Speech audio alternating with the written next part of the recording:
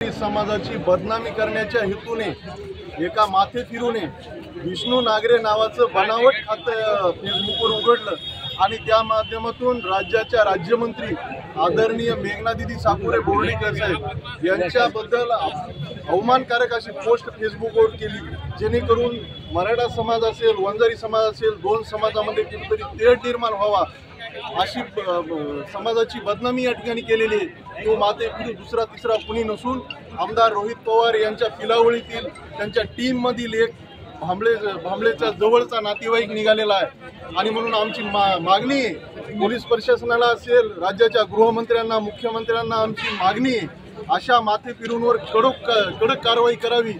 आणि त्याने आतापर्यंत असे किती बनावट खाते उघडलेले आहेत, आतापर्यंत अशा किती पोस्ट केलेले आहेत, याची सुद्धा चौकशी या ठिकाणी झाली पाहिजे। वंजारी समाजाची बदनामी करणं हे आम्ही यापुढेही खपून घेणार नाही, आताही आम्ही खपून घेणार नाही। त्यामुळं माझी प्रशासनाला विनंती आहे की प्रशासनाने त्या माथे फिरूवर, त्या पृथ्वी भांबळेवर कडक कारवाई करावी।